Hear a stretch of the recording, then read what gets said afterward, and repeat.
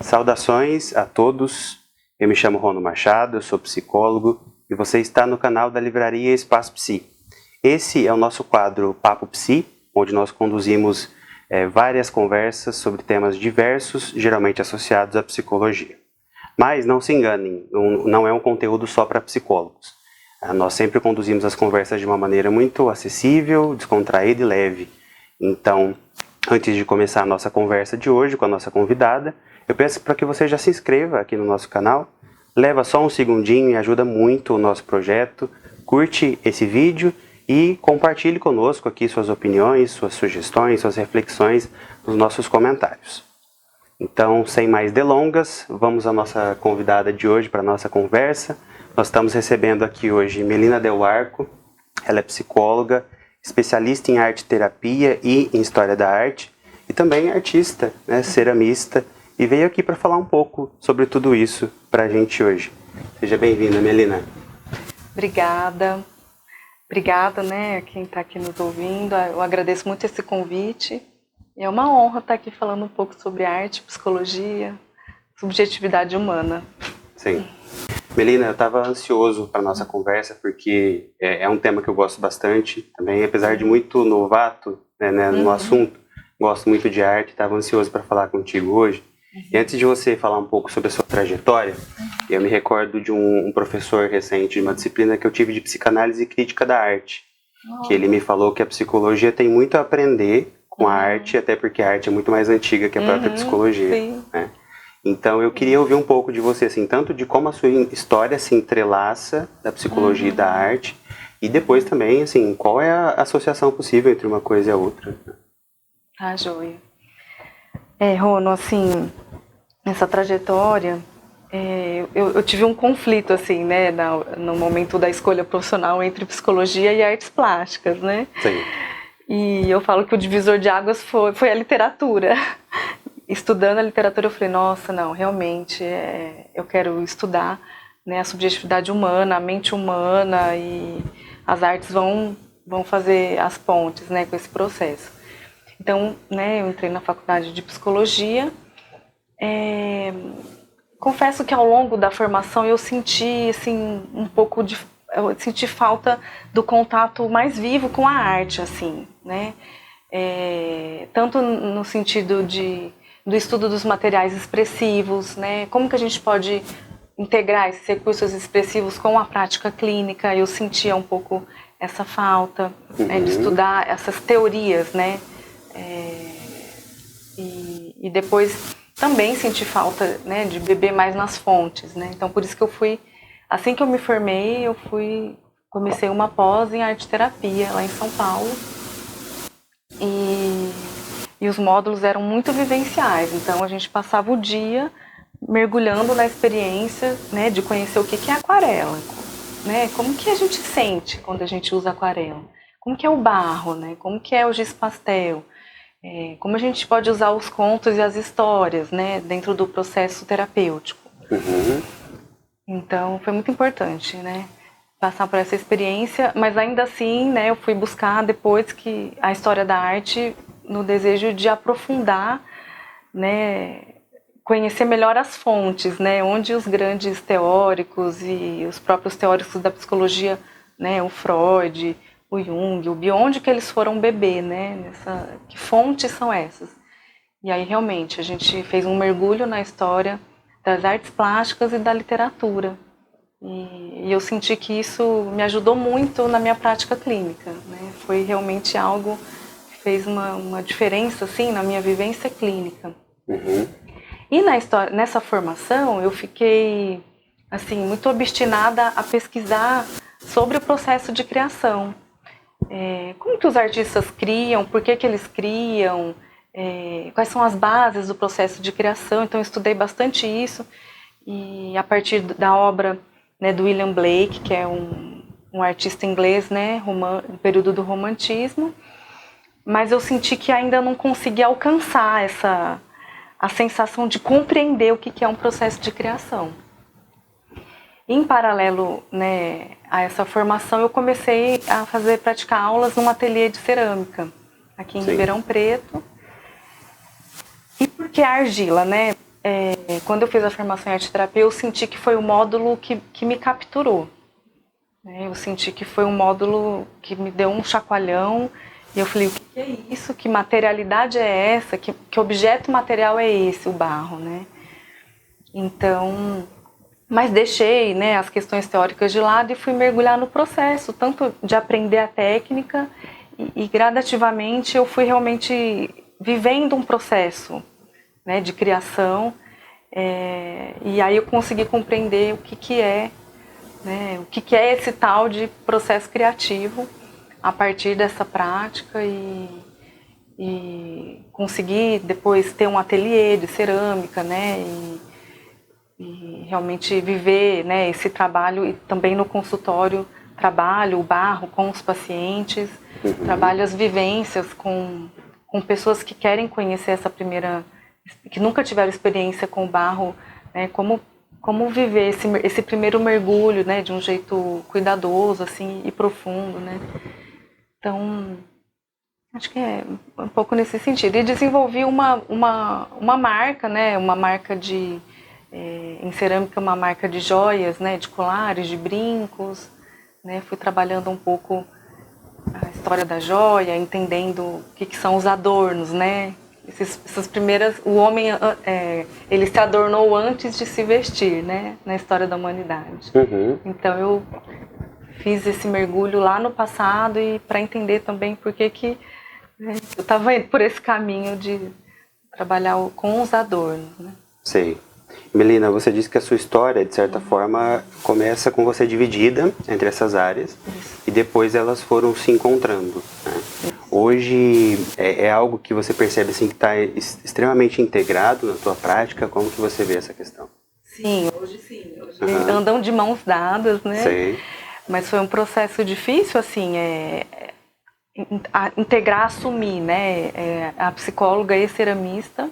Sim. Eu demorei para conseguir, né, abrir o ateliê, que é integrado ao consultório, né? Tenho dois espaços, mas tenho um forno de cerâmica dentro do meu espaço de atendimento. Tenho uma bancada, né, na qual os pacientes... Tenho bancada, tenho divã, tenho forno, então é um espaço bem diversificado e deixo as pessoas bem à vontade, né?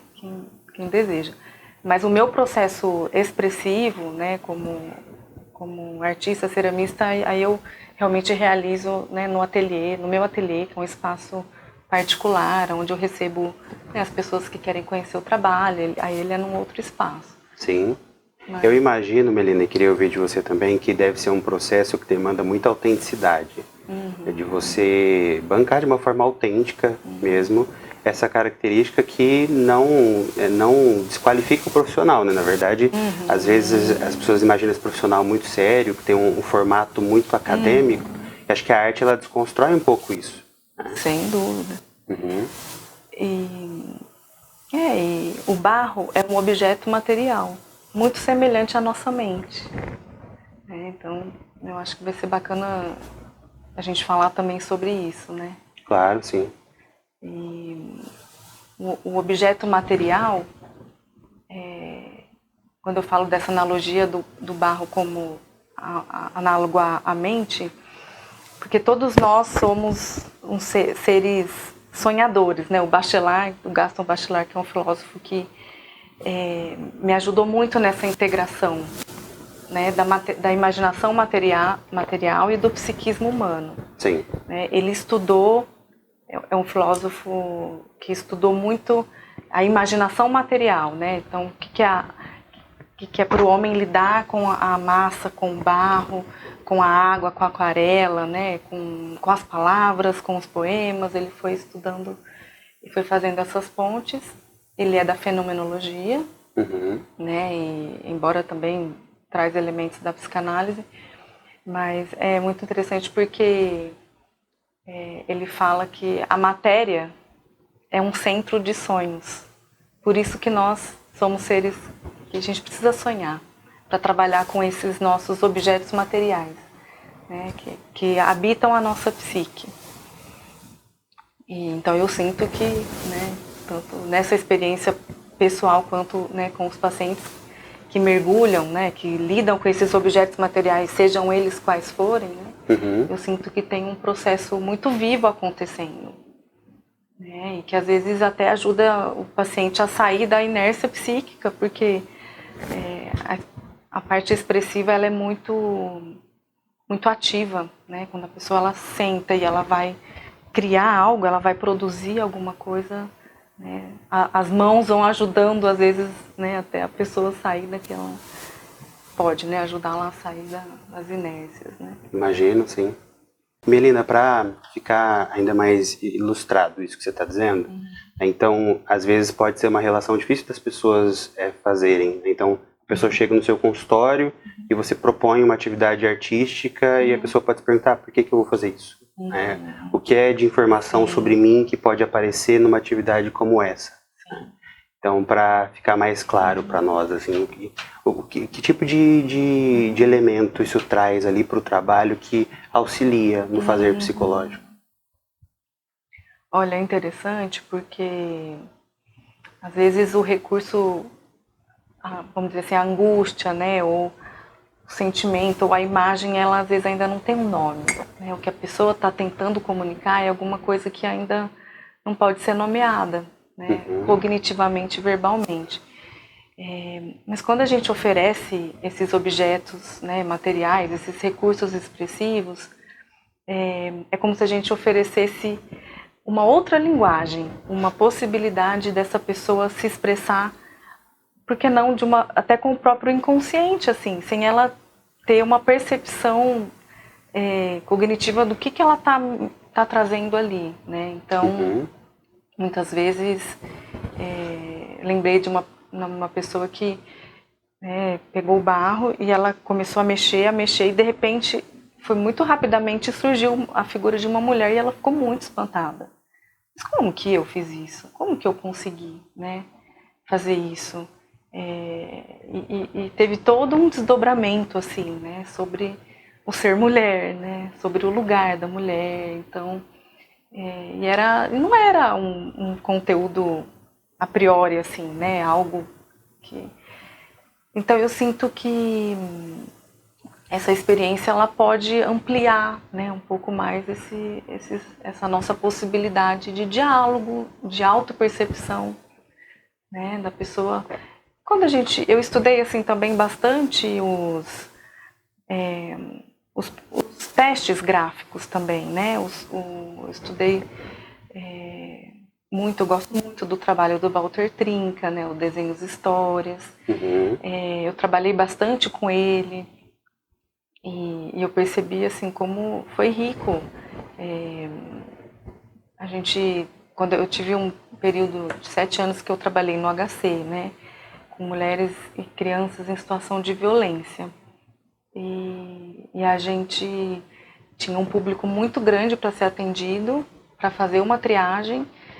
E naquele momento eu estava, né, já com mais condições de desenvolver uma triagem que também fosse interventiva.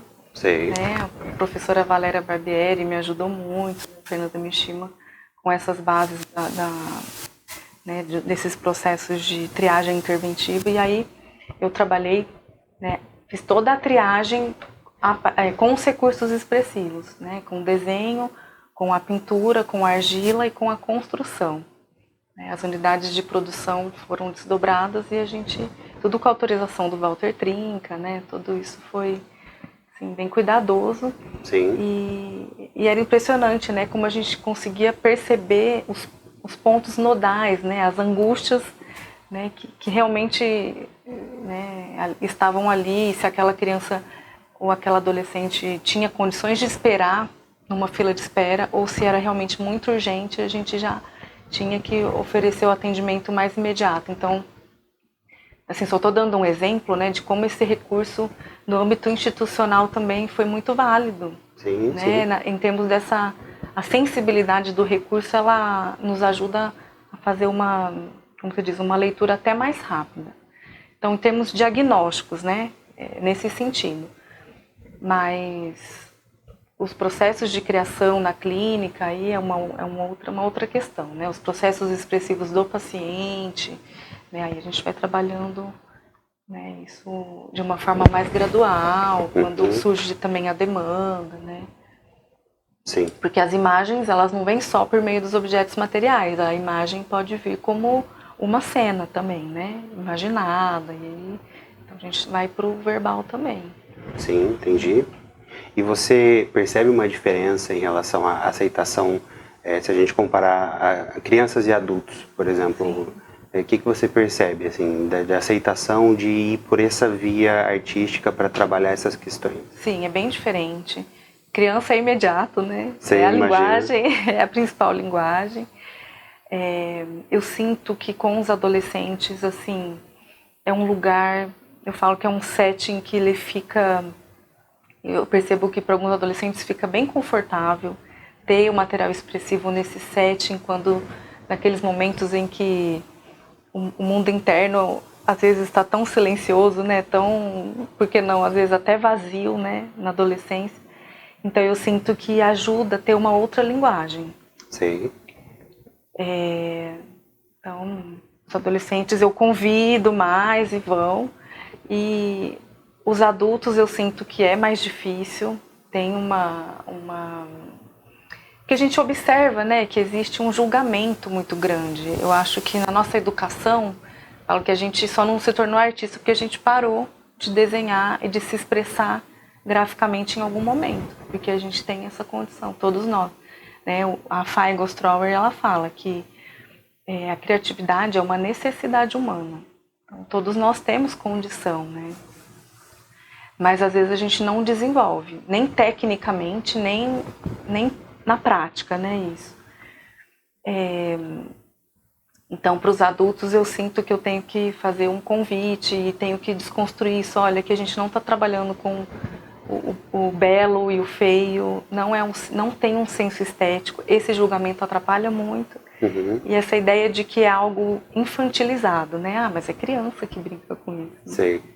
Então, essa é uma preocupação constante, assim, a questão estética da arte? Sim, para muitas pessoas, sim. Ah, não, eu não sei fazer. Não, o que eu faço, acho que ficou feio.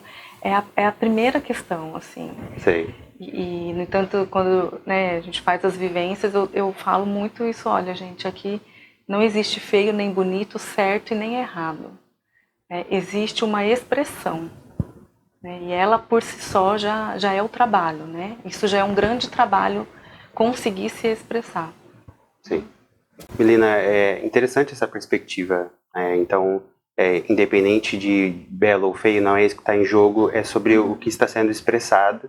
E expressão humana é aquilo que nos interessa. Isso. Né? E estou entendendo aí na sua fala que a arte se trata muito sobre isso também, né? Mas dá pra gente pensar que toda a arte na sua história, ela sempre expressou algo? Como é que você percebe isso? Rono, acho que a história da arte, essa longa trajetória, né, da produção humana, na verdade é muito recente, se a gente pensar em datação, né? É muito recente, é século XIX que a arte passa, né, a acontecer numa perspectiva da expressão, né, da expressão da subjetividade humana, da expressão de sentimentos. Então, isso é muito recente, né? E é interessante porque houve um marco mesmo, né? E a gente vê que existe uma obra, assim, é o período romântico, né, que inaugura essa expressividade no campo das artes. Sim. E existe uma obra que se chama A Jangada de Medusa, do Géricault, pintor romântico. E essa obra é de 1819, ela foi concluída. Está lá no Louvre, né? E é uma obra interessantíssima, assim, ela traz acho que depois a imagem vai ficar disponível. Claro, né? sim. Uma jangada com as pessoas em alto mar, aquele mar revolto, e as pessoas desesperadas, transtornadas, algumas já se afogando, outras caindo, outras tentando sobreviver. Então, ela inaugura, né, esse momento porque ela traz, pela primeira vez na arte, a dramaticidade, a dor humana, a angústia. Né? Porque até então, quando a gente pensa no classicismo, no iluminismo, as obras pitorescas eram o homem sempre muito bem amparado pela natureza, o homem sempre, né, ali uma estética bela, ele inserido harmoniosamente dentro da natureza, né? Mesmo com o Renascimento, é uma outra ótica, né, de produção artística. Então, o romantismo ele vem inaugurar essa dramaticidade humana e foi desenvolvido um conceito teórico muito interessante, né, que eu acho que é o nosso objeto de interesse e de trabalho também. Esse conceito se chama sublime. É um conceito teórico que ele diz que assim, é como se as obras estivessem tentando expressar a relação dramática do homem com a natureza, que ele é um ser que pode sucumbir a essa natureza, né? Ele é um ser extremamente vulnerável, ele não é um ser que sempre esteve em harmonia com a natureza. E em paralelo, né, eles vão estudando e começando a trazer essa ideia de que essa relação turbulenta com a natureza, ela também acontece dentro de nós, com nós mesmos, né? E então é interessante, né, pensar logo, né, quando depois, mais no final, né, do século, vem a ideia de inconsciente, mas só que não tinha, nesse momento, não tinha, né, Freud ainda não tinha concebido a ideia do inconsciente, mas isso já estava, sabe, já estava se aprontando, né, para ser percebido. É muito bonito ver, né, esse século XIX na história da arte, ele foi um século, assim, de uma transformação, de uma consciência humana, assim, que realmente... E aí William Blake também, né, fez todo o trabalho tanto a interface entre a literatura e as artes plásticas, ele desenvolveu nesse momento, e ele trouxe muito essa dramaticidade humana, essa subjetividade. Então eu sinto que foi um salto, assim, né, para o desenvolvimento humano. Depois, né, e aí quando vem a Segunda Guerra Mundial, né, já quase um século depois, né, a gente tem Picasso trazendo, né, essa deterioração humana mesmo, né, o quadro, né, aquele quadro, assim, muito impactante, né, o Guernica, que é essa falta de... que o cubismo, né, o Picasso, ele é cubista, então ele vai desconstruir a forma. Ele fala, nós estamos né, como se fosse desumanizando. Ele pintou a nossa dimensão humana completamente deteriorada, né? E aí ele diz que é um ato que ele não... a obra dele é um ato político, né? E aí ele pergunta, os alemães perguntam, foi você que fez? Ele, não, foram vocês, né, que fizeram isso aqui. Então, interessante. Isso traz um ganho, assim, né, para nós como... assim, humanidade, né, civilização. Essa autopercepção, né.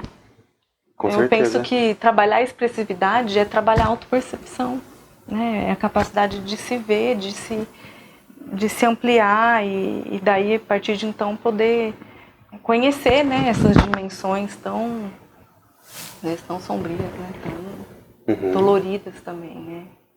E eu gosto dessa construção que você está fazendo, que vai ali dando um pano de fundo histórico, né, para essas construções artísticas.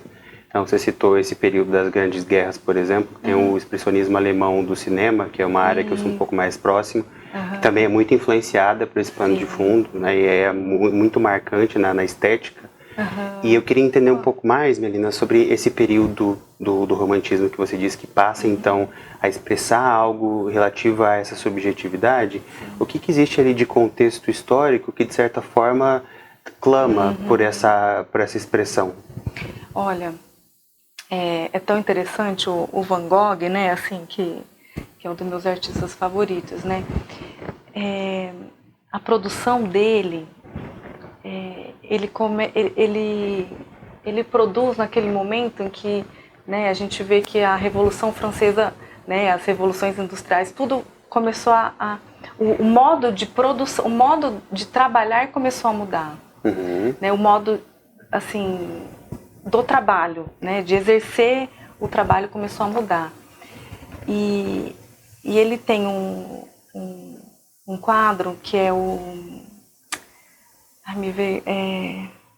das batatas, me fugiu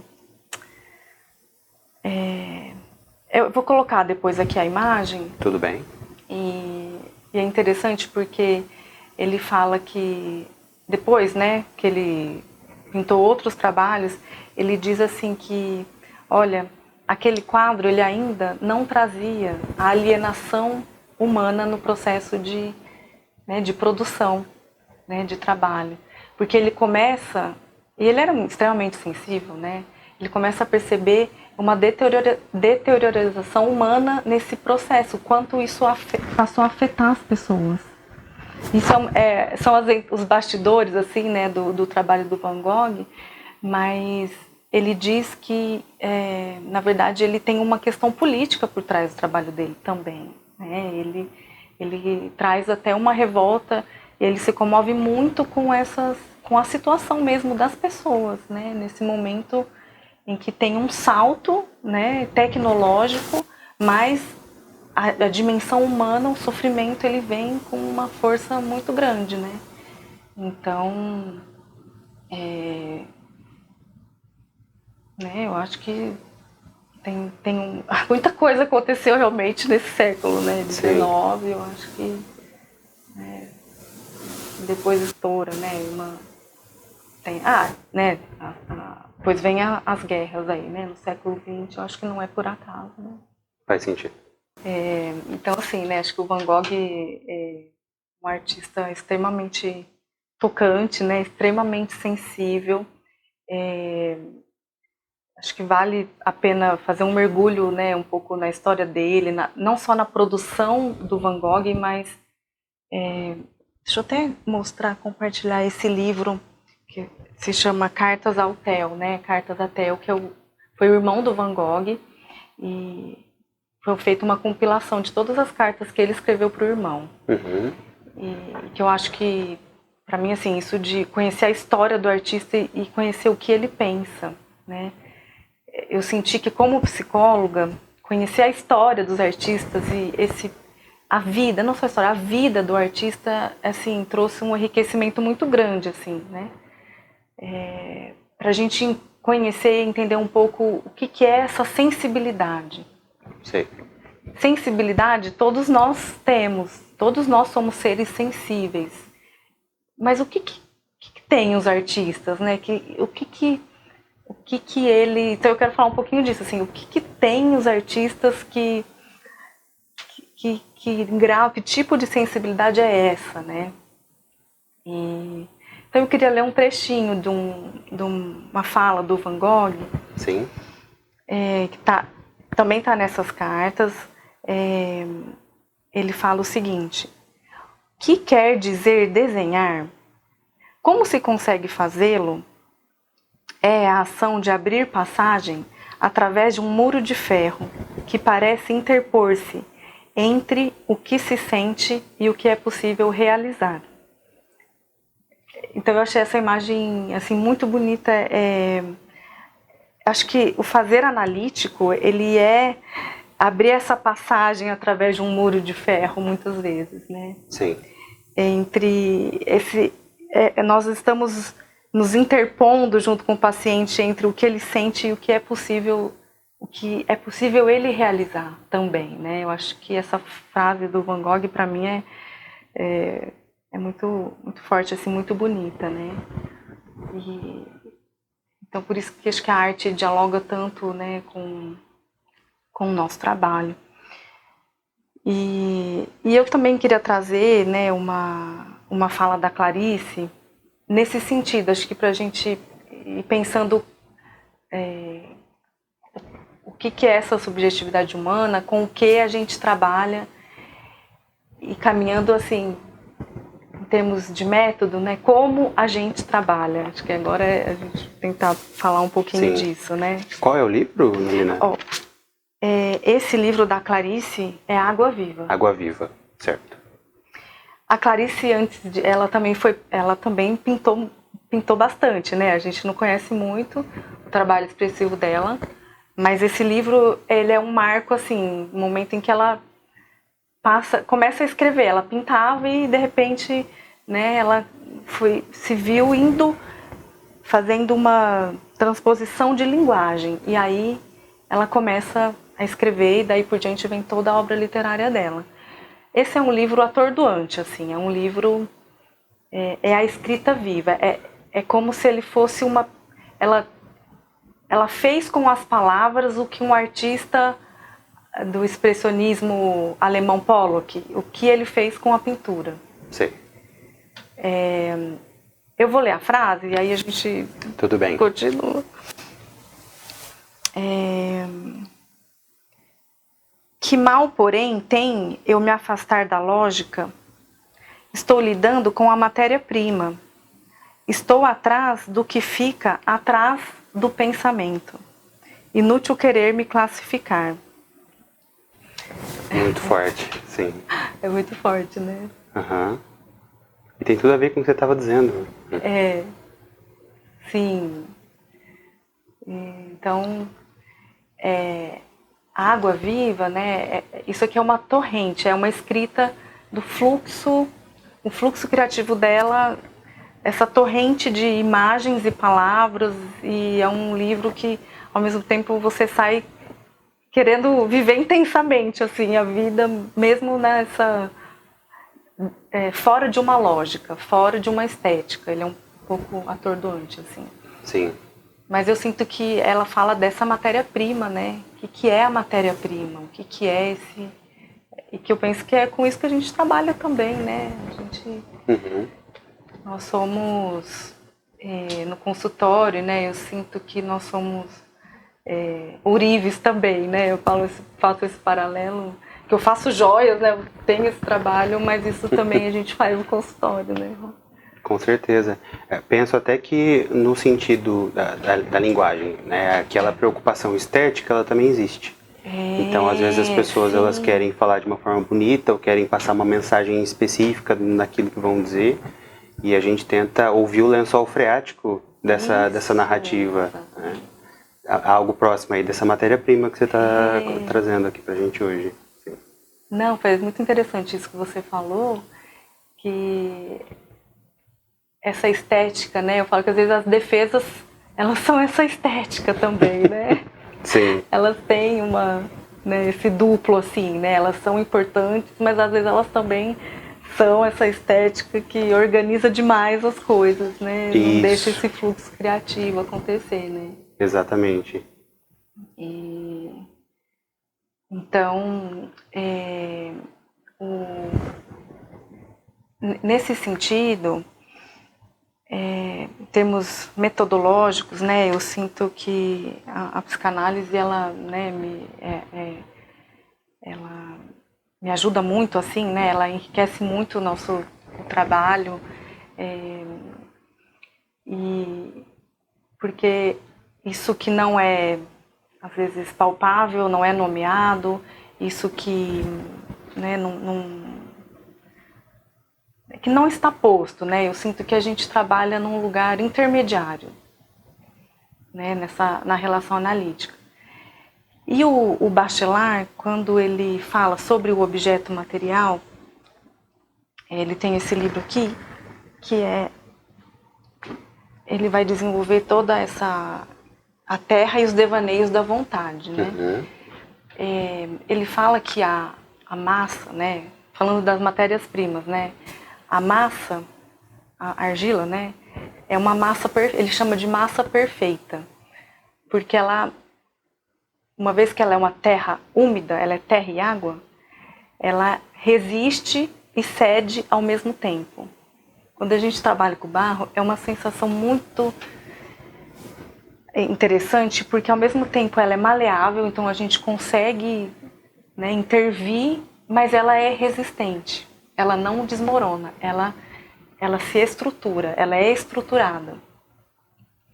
Então eu sinto que, vou fazer uma analogia assim, com a experiência analítica, que se ela pudesse, né, ser essa experiência que contém, né, ela resiste, né, e também cede. Eu acho que esse é talvez o ingrediente ali, né, do nosso desafio, assim, de trabalhar nesse lugar onde às vezes tem tanta dureza, né, tanto ferro ali, tanta dureza, né, que o Van Gogh falou, é um ferro que a gente tem que transpor, mas a gente vai ter que ir com uma lima, né, a gente vai ter que ir devagar também, né. Sim, sim. Para conseguir. Então, eu só, né, acho que um pouco que o Bachelard vai desenvolver toda essa relação, né, da materialidade com o psiquismo humano. E ele fala que nós temos essa massa perfeita, que a gente também, né, transita entre as nossas ambivalências, né, o tempo todo, assim como o Bion também, né, traz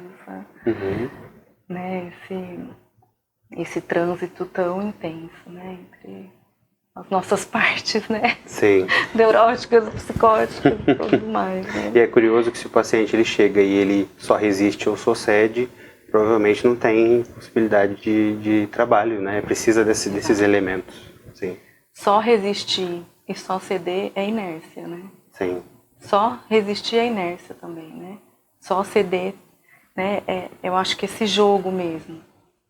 E não sei, eu penso que na minha experiência, né, na minha percepção do trabalho, as pessoas, né, elas às vezes ajudam, né, o recurso expressivo, a relação analítica, tem horas que a gente pensa que é tudo isso, né, não é uma coisa só, né, é um tripé, né, é o analista, é o paciente, é o recurso expressivo, né, é o vínculo que se estabelece entre todas essas instâncias.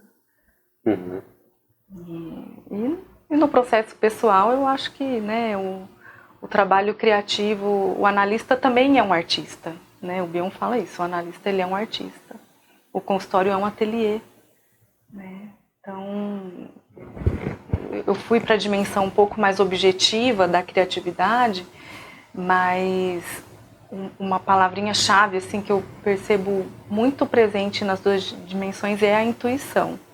Né? Sem a intuição, a gente nem trabalha e nem cria, né? A Fay Gostrower, que é uma teórica da arte, ela fala que a intuição é a base do processo de criação, né? E ela também é muito importante no método clínico, né, de atendimento. Então, Interessante. Melina, é interessante você trazer essa ideia da sensibilidade do artista, porque acho que é algo que a gente pode pensar aqui juntos muitas vezes as pessoas elas associam essa sensibilidade com uma certa melancolia, com uma certa tristeza, e várias biografias de muitos artistas vão falando sobre isso, inclusive o próprio Van Gogh que você citou. Né? E aí eu queria ouvir um pouco mais, assim, tanto sobre o Van Gogh, né, que sempre interessa muito, também sobre essa ideia dessa associação, sabe? Sim. Acho que o Van Gogh, ele foi, né, considerado póstumamente, né, um gênio, que infelizmente ao longo da vida dele, ele não teve nenhum reconhecimento, ele vendeu só uma obra ao longo da vida dele, e quase um parente, depois que ele morreu, um parente do irmão falou, pode queimar essas obras, né, isso não vale nada. Por sorte, a esposa do Theo, né, do irmão dele, a cunhada dele, que conseguiu ir, né, guardando esse acervo e negociando e deu esse encaminhamento para o trabalho. Mas ele foi um homem, né, de uma sensibilidade ímpar, assim. A gente sempre ouve o recorte da história do Van Gogh como ele enlouqueceu e deu um tiro no próprio peito e se matou e é um gênio. Mas isso é muito raso, assim, né? É interessante porque ele começa... lógico, ele foi buscando uma formação técnica, mas quando ele se mudou para Arles, que ele conseguiu encontrar um lugar que permitiu que ele florescesse uma expressão assim, de algo muito autêntico. Ele desenvolveu um trabalho extremamente autêntico, né? Ele inaugurou o pós-impressionismo. E é muito interessante porque, em termos gráficos, né, quando a gente olha bem de perto uma obra dele, o estilo de pintura dele é uma justaposição das pinceladas. Ele não pinta as pinceladas de uma forma corrida, né? Ele vai trabalhando a saturação das cores de uma forma...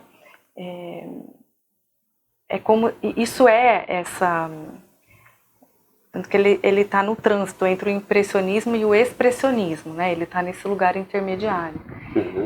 Mas isso é o ápice de uma expressão das emoções, né? Das emoções dele. Eu vou tentar localizar aqui nessa leitura uma descrição dos sentimentos das cores, como as cores têm sentimentos, ó.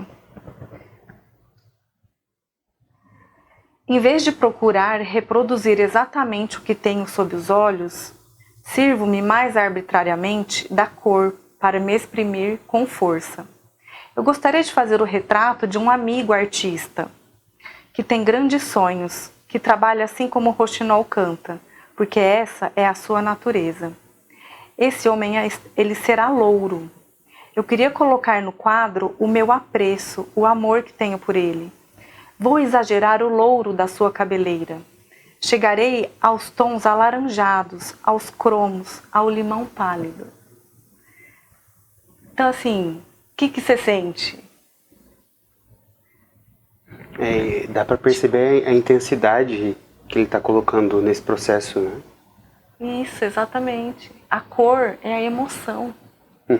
É a emoção pura. Então, essa saturação de cores que ele traz, porque a gente sente... A gente chora às vezes quando a gente está, né? Eu já chorei uma vez que você não consegue explicar essa sensação. Sim.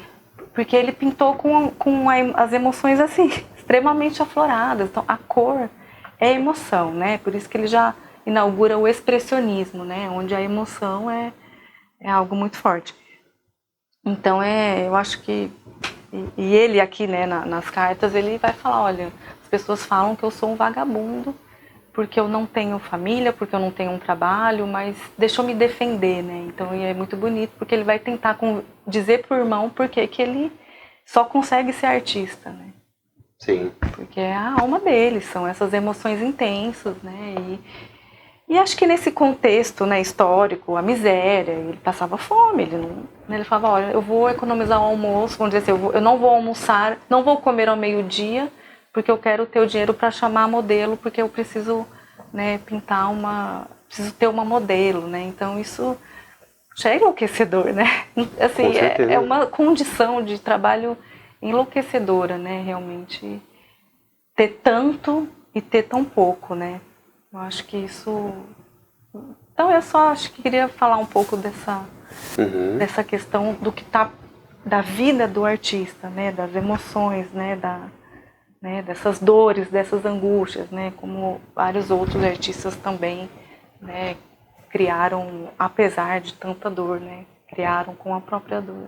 Com certeza, e penso até que é uma dor que ela não esteriliza a sensibilidade. Isso. Então, não é uma dor que embrutece e torna insensível, permanece sensível. Sim. E apesar de, como você disse, produzindo, é um processo muito bonito, eu acho que dá contornos afetivos ainda mais intensos para a própria obra. Sim. Por isso que acho que aquilo que você falou de entender a biografia, conhecer a história também faz bastante diferença. Acho que deve mudar até a forma como você olha para a arte, né? Sim, sem dúvida. Acho que a história dele vale a pena. Sim. Entre tantas outras também, né? Melina, um outro assunto que acho que pode aquecer aqui nossa discussão, me veio à mente a partir de você falando sobre o sofrimento do artista e como isso, de certa forma, vai se entrelaçando ali com a própria obra, e subjetividade, sofrimento, tudo isso que apareceu na nossa conversa, e que é algo que remete muito, para mim, assim, a essa reflexão a respeito das artes feitas pelas IAs. Então, não preciso nem dizer que a IA não tem sofrimento, não tem angústia, não tem biografia, né? Mas como que você vê isso? O que é que você pensa a respeito desse assunto? Rona, acho que é uma pergunta assim, muito pertinente, né? De algo muito extremamente contemporâneo e novo, né? Que a gente ainda não sabe, né? Qual é o caminho o impacto, né, que possa ter, né, no nosso desenvolvimento enquanto humanidade, né? Mas tá aí a inteligência artificial, os modos de criação com a inteligência artificial, eles estão crescendo bastante. Mas eu penso que tem algo assim insubstituível, né? Que é o ser que está criando, né? É o ser, não o algoritmo, é o ser que o humano, a psique, né? A mente, enfim, toda essa dimensão que eu acho que o Van Gogh, né? A gente utilizou nessa história dele para trazer, né, o que é uma sensibilidade de um artista. Então eu penso que isso é insubstituível e nós talvez vamos conviver, né, com modos de produzir arte diferentes, divergentes, né. A arte contemporânea, ela, né, já se expandiu muito, né. A gente vê que a arte já saiu, né, do bidimensional, né, e o corpo, né, já foi para o tridimensional, já foi para o corpo, agora ela também está presente, né, nesses modos mais tecnológicos, né, de produção, mas eu sinto que é insubstituível, uma vez que nós somos seres inseridos na natureza, né, e a tecnologia tem uma relação muito diferente com a natureza, né. Eu me lembrei dos Yanomamis, que a cultura indígena é uma cultura onde, no meu trabalho com a cerâmica, eu estudei um pouco, né, também conheci, meu companheiro também estuda, né, bastante a mitologia Yanomami, e acho que o grande aprendizado, assim, né, que os Yanomamis, eles falam que eles não estão no meio ambiente. Eles e o ambiente são o meio. São um só. Porque a gente se descreve como seres separados da natureza, né? Eu e a natureza. Né? E a perspectiva indígena, ela é integradora. Então eu fico às vezes me questionando, e a tecnologia, né? A gente precisa dela, a gente usa ela, é onde ela se insere, né? Acho que mas eu sinto que, né, tem muito a ser aprendido. O Davi Copenaua escreveu o livro A Queda do Céu, né, e ele diz que, como se fosse uma profecia, né, do pajé, né, Yanomami, que se a gente não, assim, ressignificar a nossa relação com a natureza, o céu vai cair, né, o céu vai desabar sobre nós, né. Desde que a gente atravessou uma pandemia, a gente já sentiu, né, o que é. Voltando lá, eu acho que a gente está vivendo esse retorno ao período romântico no sentido do sublime, né? Eu acho que quando a gente atravessou a pandemia, eu sinto que é isso, a gente experimentou o que é o sublime lá do romantismo, o que é essa relação dramática com a natureza, né? Sim. Então, eu sinto que isso, né, é uma coisa que ainda, né, vamos ter que pensar bastante, né? E a inteligência artificial, acho que não é só na arte, né? Ela já tá também o chat, né? GPT, a gente também vê aí tanta gente já até querendo, né, se consultar, né? Pois é. E você vê na arte um potencial para esse resgate, Melina, dessa aproximação com a natureza? Como você enxerga isso? Sim, sim. Esse livro da Clarice, o crítico de arte que falou sobre fez um ensaio sobre esse livro, ele trouxe o Pollock, ele fala que quando o Pollock pintava, ele falava: eu sou a natureza. Alguém perguntou para o Pollock: mas você não está pintando, né, os elementos da natureza, você não está trazendo. Ele fala: não, eu sou a natureza. E aí ele faz uma analogia, que aqui também a gente está conhecendo a natureza Clarice, né? Que eu acho que é essa ideia dessa comunhão, né? Dessa integração. Então é uma ilusão que nós somos separados. Sim. Nós somos seres absolutamente conectados, né, e integrados, né? A gente vê isso no trabalho, a gente vê isso na vida, né? Uhum. Então, acho que a arte, na verdade, ela é uma experiência, é uma ferramenta que nos ajuda a existir mesmo, né? A se perceber como humanos, né? A arte contemporânea também, tudo. Cada momento a arte ela teve um sentido, né? Mas eu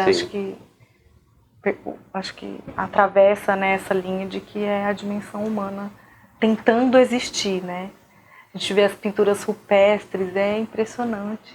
A arte, essa arte primitiva, né? As primeiras pinturas na caverna, é belíssimo, né? Realmente, sim. Melina, eu te agradeço muito por ter vindo falar sobre isso com a gente hoje. Foi um papo muito gostoso. Penso eu que tem vários subtemas ali que a gente poderia explorar num próximo encontro, inclusive, né? E em nome do Espaço Psi, eu gostaria de te presentear, e não poderia ser diferente, né? Presentear também com uma forma de arte. A gente vai deixar a foto aqui para o pessoal poder ver, e esperamos que você goste. Deixa eu ver. Ai, que lindo! Nossa, e tem... Acho que a natureza... É isso, né? A gente vai... Essa integração com a natureza, né? O fio, né? E a folha. Fio e folha, né? Acho que tem essa delicadeza toda. Obrigada, nossa. Muito grata por estar aqui podendo falar, né? Desse tema tão tocante, assim. E a gente que agradece pela generosidade de ter ensinado, porque acho que foi uma aula também sobre o tema, ensinado tanto pra gente hoje. Obrigado. Não, quem ensina são eles. Obrigada, Rona. Obrigada.